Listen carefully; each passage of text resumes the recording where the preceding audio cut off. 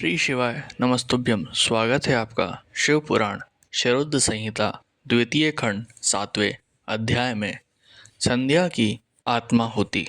ब्रह्मा जी कहते हैं, नारद, जब भगवान शिव देवी संध्या को वरदान देकर वहां से अंतर्ध्यान हो गए, तब संध्या उस स्थान पर गई जहां पर मुनि मेघातिथि यज्ञ कर रहे थे।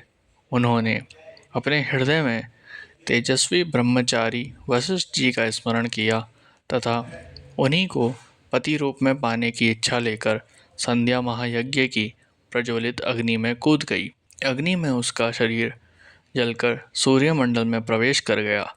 तब सूर्य ने पितरों और देवताओं की तृप्ति के लिए उसे दो भागों में बांटकर रथ में स्थापित कर दिया। उसके शरीर का ऊपरी भाग प्रातः संध्या हुआ और शेष भाग साय संध्या हुआ।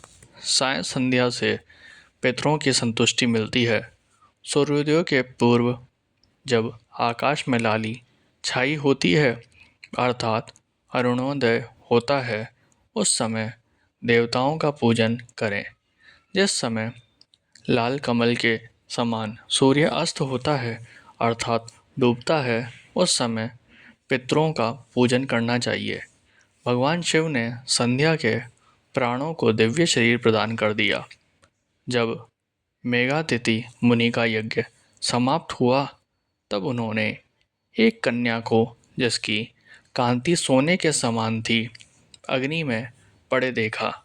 उसे मुनि ने भली प्रकार स्नान कराया और अपनी गोद में बैठा लिया। उन्होंने उसका नाम अरुंधति रखा। यज्ञ के निर्विघ्न समाप्त होने और पुत्री प्राप्ति होने के कारण मेघातिथि मुनि बहुत प्रसन्न थे।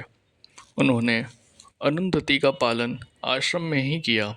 वह धीरे धीरे उसी चंद्रभागा नदी के तट पर रहते हुए बड़ी होने लगी। जब वह विवाह योग्य हुई, तो हम त्रिदेव ब्रह्मा, विष्णु और महेश ने मेघा मुनि से बात कर उसका विवाह मुनि वशिष्ठ से करा दिया।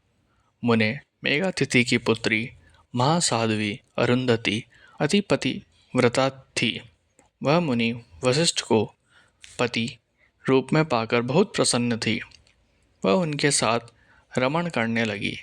उससे शक्ति आदि शुभ एवं श्रेष्ठ पुत्र उत्पन्न हुए।